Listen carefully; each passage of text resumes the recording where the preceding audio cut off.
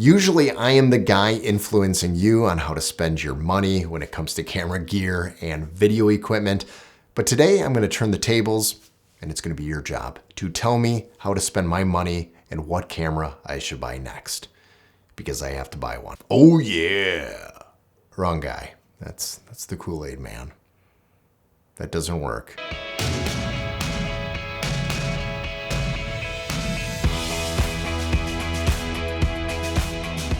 Now, if you have spent any amount of time on this channel, you know that I am a Canon guy and have been shooting Canon for many, many years, and currently shooting with the Canon R6 Mark II and the 15-35 when it comes to architectural photography. Well, this R6 Mark II is about 7 months old, so I need a new camera. No, I love it. I don't need a new camera. But I have to send this camera into Canon because I'm having some errors on it and it hasn't affected my shooting at this point. But that may change because this error keeps coming up and it has something to do with the battery and the shutter. I get a weird error, but the moment I wait a second, hit the shutter down, that error then goes away and I don't have to take the battery out and put it back in. But it is concerning, and since it is under that 1-year warranty, why not have Canon fix it? Now, unfortunately for me, this is my main camera. I shoot full frame, and with the 15-35, my backup camera is the Canon R7 APS-C crop at a 1.6. And shooting ultra wide on an APS-C, well, I would need a 9mm lens or a 10mm lens, and it's not always as sharp and contrasty as you would get with the 15-35. So it may not make a whole lot of sense to use my Canon R7 as a backup professionally. Now, I have compiled a list of cameras that I'm considering to purchase, their prices, and my justification, but ultimately, I really do want you to help me make that decision, because I'm inside the bubble and some of you may have experiences with some of these cameras already and you may have an outside perspective on, Jared, don't even go that route, try this. And so I'm gonna go through this list. I want you to give me pros and cons on what you think in the comments below because I am gonna read those. I am gonna highly consider them when making this decision. Out of this list that I made of cameras, I do have one that I'm thinking of leaning towards more than the others, but also I'm not 100% sold. So I will share those thoughts at the very end, which one it is and why. And you can tell me, Jared, totally dumb, don't do that. Or, hey, you're right, that may work. Or it's none of these cameras and there's a better camera on there that I did not mention and it's from another manufacturer. Oh, don't do that to me.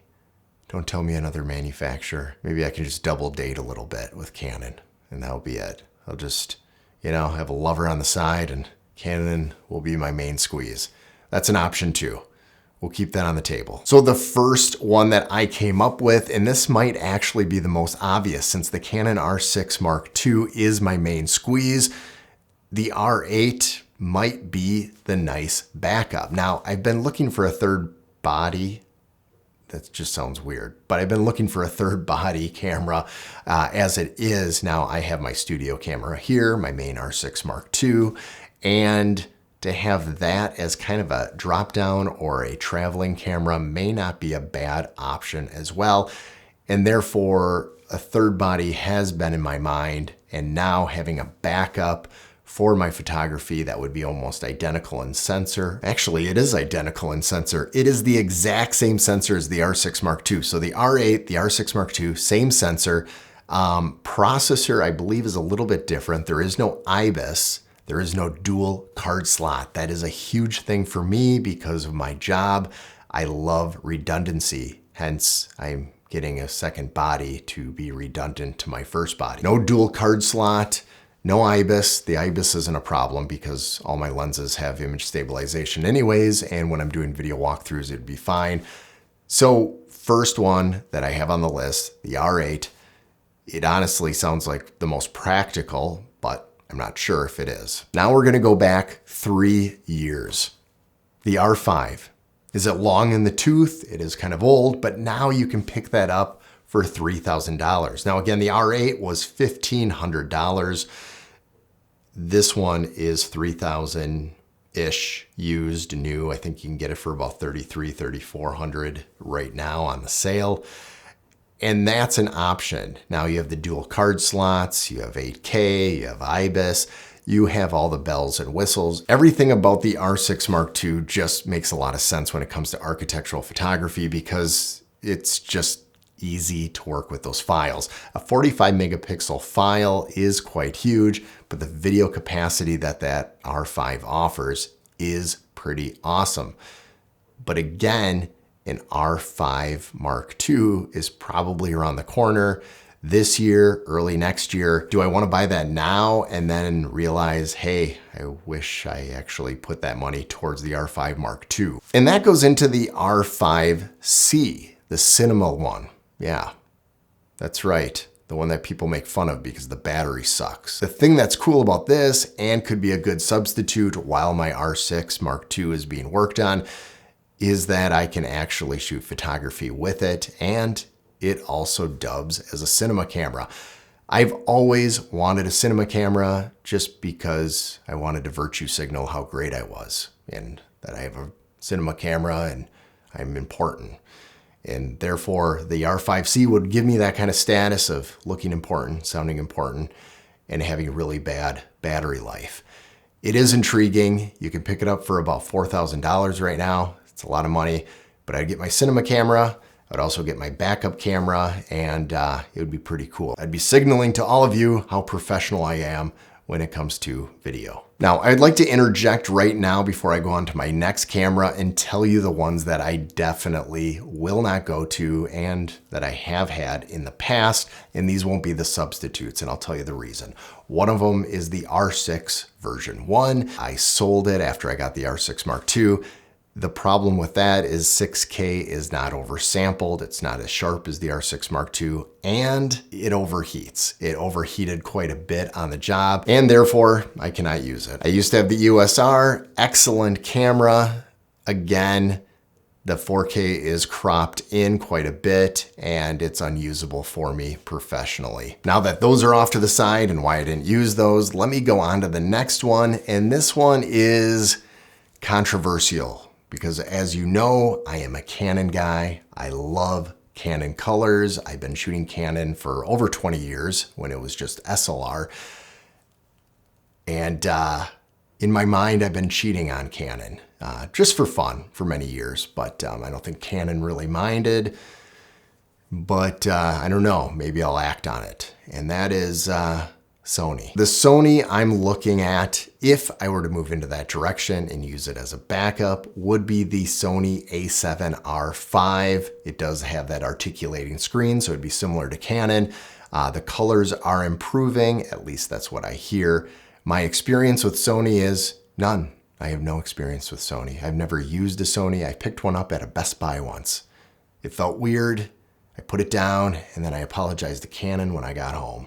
Now, as cool as the a7R5 is, and it is pretty cool, the specs on it are amazing, and having 61 megapixels, well, holy cow, I could just crop in anytime and still maintain an awesome resolution. So it would make a good cinema camera on the side and a photography camera, and it would be a good pinch hitter and fill in with the Canon R6 Mark II when it's gone in the hospital. But here is a problem that I have with going with a Sony a7R5, and that is I don't have any Sony glass.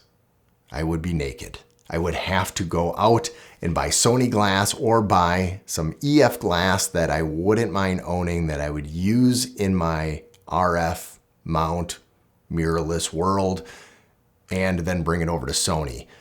But I don't even know if that makes any sense. Did this get expensive all of a sudden? Because now did I not just buy a new camera that is about $3,500, $3,600?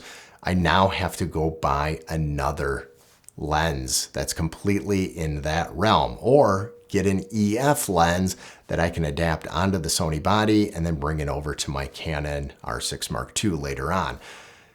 It's like sloppy seconds. You're going back and forth, and I don't know how each of those camera bodies are going to feel about that. So the Sony is really something I have been thinking about a lot lately. especially since I test out a lot of gear and lenses and I'm really only in the Canon realm. I used to be in Lumix for a while and Canon, and then I just fully said, okay, I can do everything in Canon, so I really don't need the GH5 anymore. I wouldn't mind playing around in the Sony Atmosphere too because of the lens choices, but that may not make a whole lot of sense. So here's a practical thought that popped into my head. My camera is only going to be gone for a few weeks being worked on, and I have the Canon R7. Now, it is an APS-C camera. It does have that crop, but there's a lot of manual lenses out there. And by the way, I shoot all architectural photography in manual, so having automatic focus is not a big deal at all. And there's some third parties out there that are 9mm, which gives you about a 14.5mm equivalent if it was full frame. So that's an option. Or I could just do the Canon 10-18. It's not as sharp, but I'm stopping down to f8 anyways, and it would probably fill in the gap over the next few weeks. This would be the cheapest route to go, and it would give me time to think about really the next camera that I'm gonna get, because I do have 2 camera bodies. I do want a 3rd camera body because it just gives me more versatility.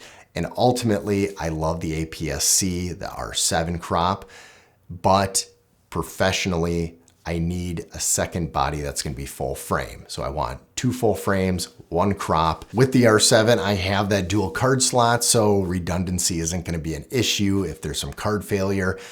And then I could just pick up and spend about 400, maybe 500 tops on an ultra wide APS-C lens. Now, that's not the way I'm leaning, by the way. That's just me being rational, doing an ultra wide lens on my APS-C. So what is the perfect companion to the R6 Mark II? It would be the Canon R8, which is the identical sensor to the R6. Now, it does make me nervous. There's no second card slot for any kind of redundancy and backup. The IBIS isn't there. It's not a huge deal, but a big deal is the battery size. The battery is small. I'm gonna get less time on it, so I'm gonna have to buy multiple batteries. Not a huge deal breaker, but it's out there.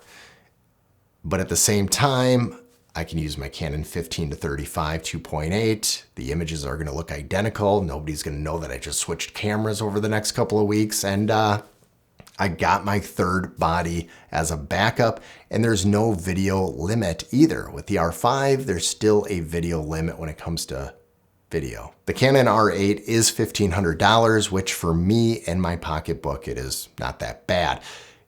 Paying $3,500 or $4,000 on a camera, that is quite big. Now, if the R5 Mark II just came out, then I could probably find justification in purchasing that as long as it fit all my needs.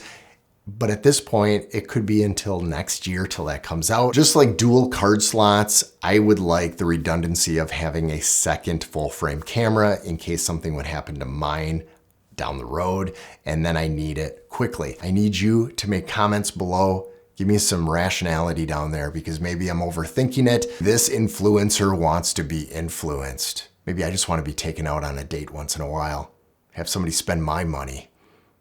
So it's your turn. Spend my money. Give me direction under there. I am going to read the comments below. I will respond to the ones I'm able to. And trust me, I do read them. You Sony people, if you dare shove Sony down my throat in the comments, just kidding. Just, if you're a Sony person, leave a comment below. Tell me how much you love it, why I should try Sony above Canon. I'm willing to listen. It's just gonna be hard to convince me. If you haven't already, like, subscribe, and I will see you in the next video, and maybe with a new camera. Don't forget to check out these videos here because, you know, they're gonna influence you, but you're gonna influence me on this video, but these might influence you.